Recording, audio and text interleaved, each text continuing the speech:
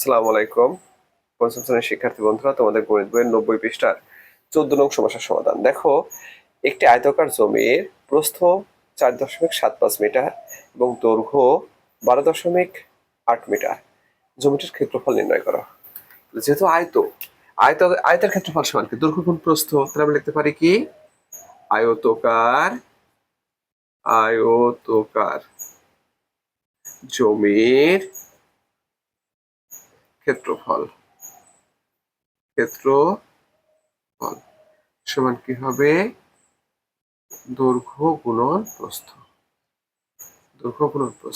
তো ফ্রেন্ডস দেখো, আমাদের দৈর্ঘ্য দেওয়া আছে কত? দেওয়া আছে 12.8।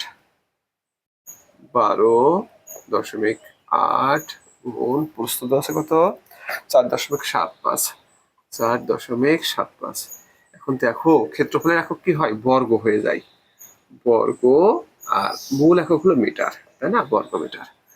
তাহলে আমরা দশমিক মুক্ত করে গুণ দেবো কত? 128কে 475 দিয়ে গুণ, তাই না? 5 8 40 শূন্য হাতে 4, 5 2 10 4, 14 4 হাতে 1, 5 1 5 আর 1 6। এটা 7 8 কত? 56 6 হাতে 7 8 56 6 হাতে 5, তাই না? 7 2 14, 14 আর 5 19 9 হাতে 1, 7 1 7 আর 1 8, 0 0। কত হবে?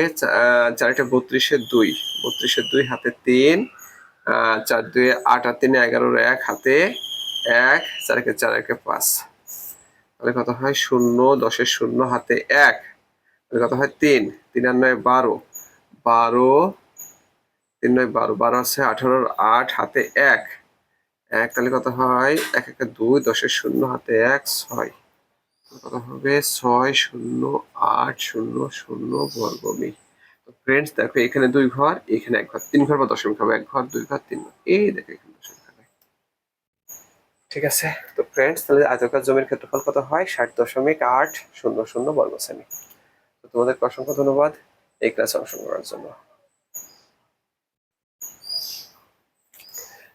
দশমিক, ঠিক আছে। Thank you.